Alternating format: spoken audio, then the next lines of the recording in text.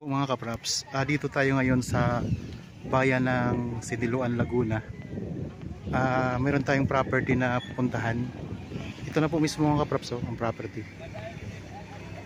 Tabing highway lang po. Itong direksyon na to ay papunta po sa Quezon. Maludaanan natin ay Real Quezon, papuntang Infanta. Tapos pwede rin tayong dumaan dito papunta sa Marilaki Highway. Ang frontage po nito mga kapraps mula dito, bali ang frontage ay nasa 50 meters. Ang buong sukat talaga ng lupa ay 2.8 hectares. Pero ang binibenta lang ng may-ari ay 2 hectares lang po, kasi ang 8,000 square meters ay nilalaan po sa tenant ng property. Kaya wala na kayong problema sa tenant mga kaprops. Mayroon ng access ng kuryente at saka tubig dito. Ang kagandahan, ang tubig dito mga kaprops ay galing sa buka, libre. Kaya tipid na kayo dito mga kaprops. Tara, puntahan natin ang property. So dito meron tayong medyo paakyat. So medyo pa slope kasi itong property mga kaprops. Ayan po.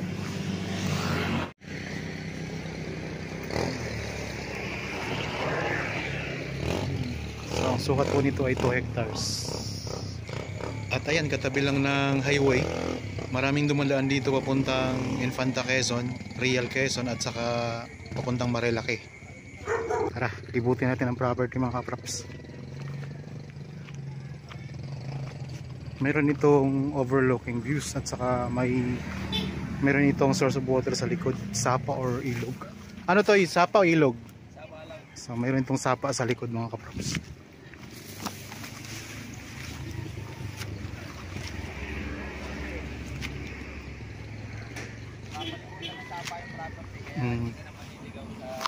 Boundary na isapa. So ang boundary nito ay isapa. 2 hectares ang buong sukat nito ay 2.8 hectares. Oh, pero ang binibenta ay 2 hectares. So ang binibenta ay 2 hectares lang. Ang ganda na. Medyo baba na ng sapa. Ang boundary na isapa na. Pag ganun. Kaya hindi ka malilito kasi sapa yung kalindir. Oh, yung kalsada na rin yun, ano? Yung may naglalakad. Diba, may dinedevelop dun. Yan mga kaprops, ito ay 2 hectares ang binibenta. Boundary ay sapa. So ito po ay walang tanim, ano? Wala siyang tanim. Pero ang ganda ng view dito, mga mountain views.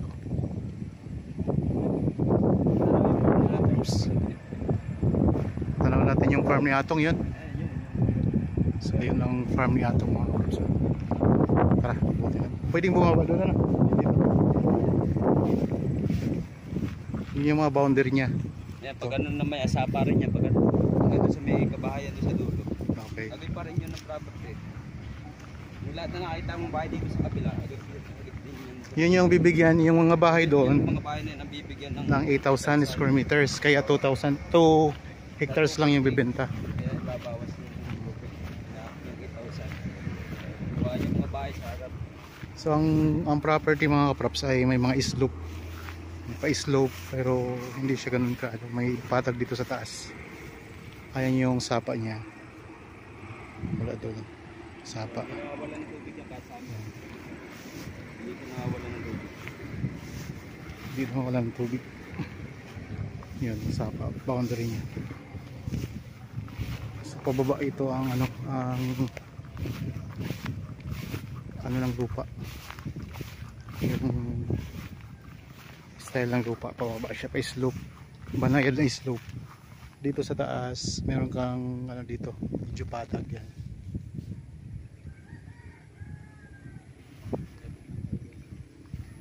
So ang kagandahan mga kaprops, itong lupang ito, property na to ay tabi mismo ng highway. Yung papunta po sa Infanta Quezon at papunta po sa pag tayo papunta sa kanan, papunta na po yun ng town proper ng Siniluan. Yan, tanaw natin dito ang sapaw.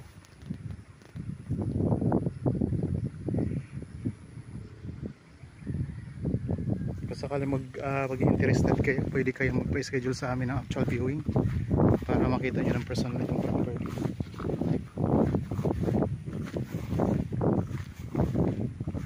Likod ko lang po ang camera ng props. Ito yung meron na ditong linya ng kuryente at saka tubig. Ito yung paikot niya. Wala siyang tanim mga katraps, pero ang ganda dito, tingnan nyo.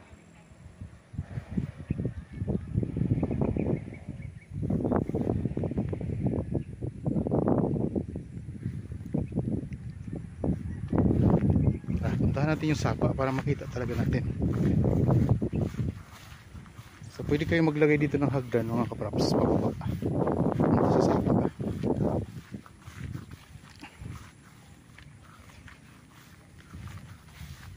Sako po ito ng Siniluan, Laguna.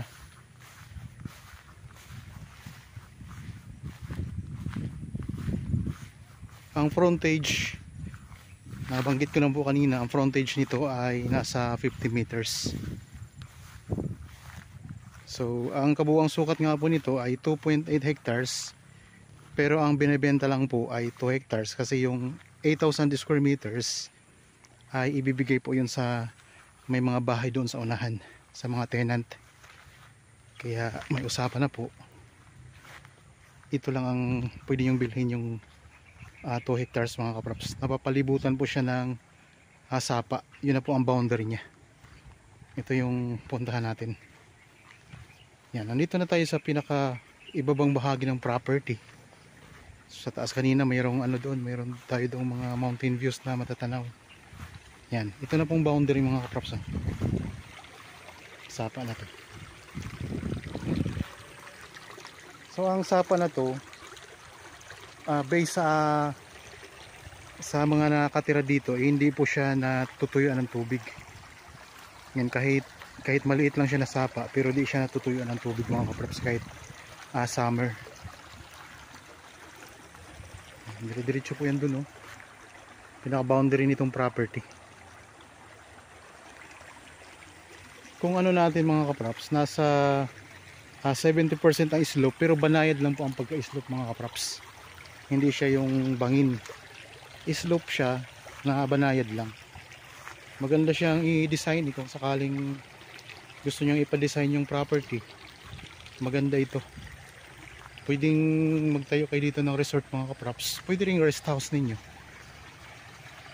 Yan, ito yung pinaka boundary ng property, itong sapa na itong ating kinaroonan ngayon.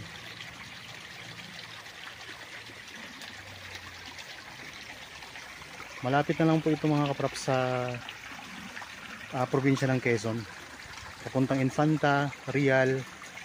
So ito na po yung way na yung pinanggalingan natin kaninang highway. Tabing highway lang po, wala na kayong problema, pasok ang inyong sasakyan dito sa loob ng property. Dito sa part na ito, ito yung pinakababang bahagi ng property. Bali siya, may mga tanim na mga Carabao grass. Ayan. Tapos ito kabilang property naman yun mga kapraps, yun yung mga katabi nyo. Ayan, pwede rin kayo dito mag-alaga ng mga alagang mga hayop mga kapraps. Pwedeng baka, kalabaw, kabayo.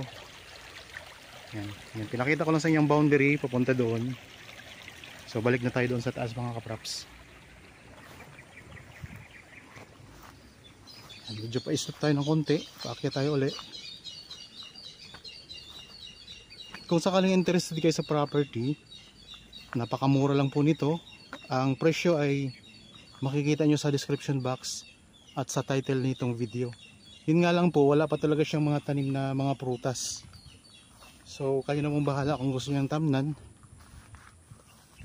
Nasa inyo na po mga kapraps. Maganda rin po ang lupa dito sa Siniluan. Kaya ng lupa mga kapraps. Tsura ng lupa. Ayan.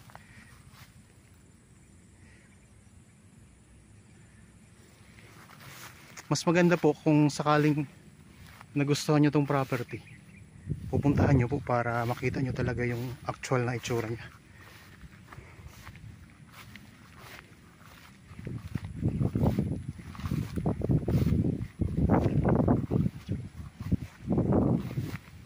Meron din naman siyang mga pailan-ilan na mga tanim. Yan, meron siyang tanim na puno ng niyog. Yan yung karugtong ng sapo.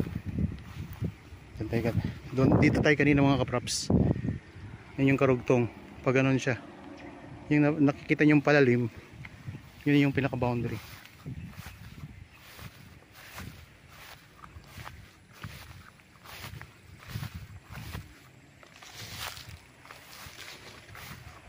Yan, dito tayo ngayon sa may gilid ng property.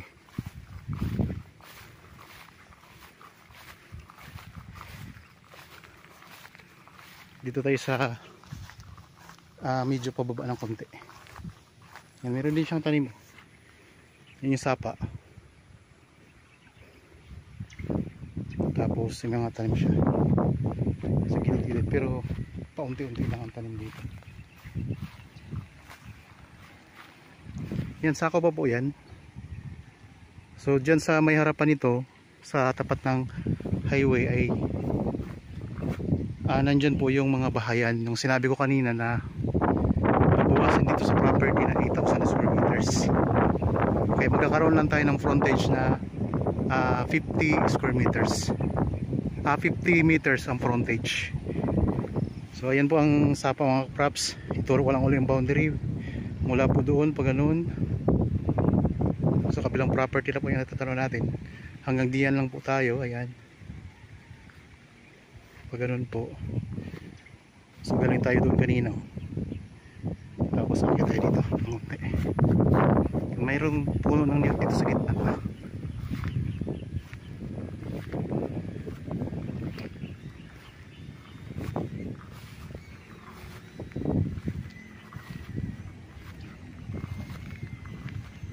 Ayan. So yung mga kasamahan natin dito,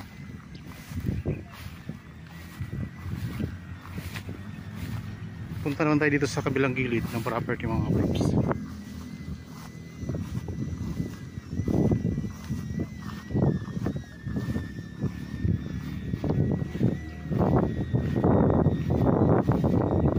Tapos tanaw natin dito yung farm ni Atong Ang. Tapos sa inyo may mga bahayan na rin dito, magandang bahay.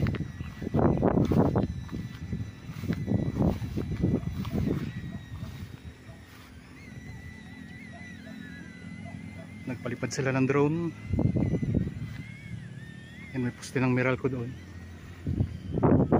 Kasi yung mga tanong natin dito, magandang mga mountain views.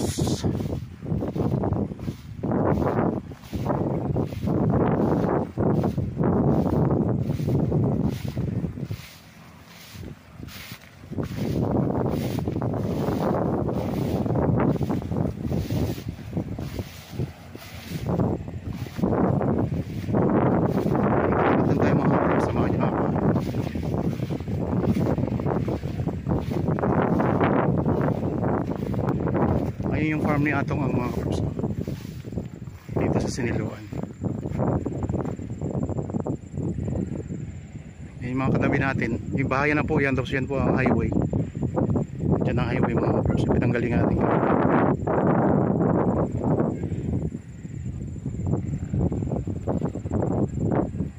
Marami na rin dito mga dinidevelop. Ayun, mapapansin nyo, kalsada po yan, ginawang kalsada.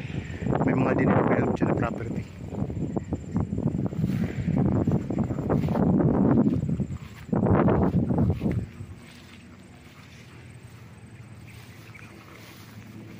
So kung interested kayo sa property mga kaprops, pa-schedule lang kayo sa amin ng actual viewing. Ayun lang po ang contact details namin. Pwede kayo sa Viber, cellphone number, Facebook Messenger, WhatsApp, at saka mayroon tayong cellphone number dyan mga kaprops. Chat, tawag o kaya ay text. Okay, ulitin ko lang mga kaprops ha, ang property na ito ay ang kabuuang sukat 2.8 hectares Pero ang binibenta lamang po ay 2 hectares kasi yung 8,000 square meters ay ilalaan po yun sa tenant dito sa property. Tapos po ang frontage nito ay nasa 50 meters. Ang lupa ay mayroon siyang patag dito sa bahaging ito mga kapraps. Mga 70% slope, pero hindi siya ganun ka-slope. Tingnan nyo, pag ganun lang siya, banayad na banayad ang pagka-slope lang niya papunta doon sa sapa mga kapraps.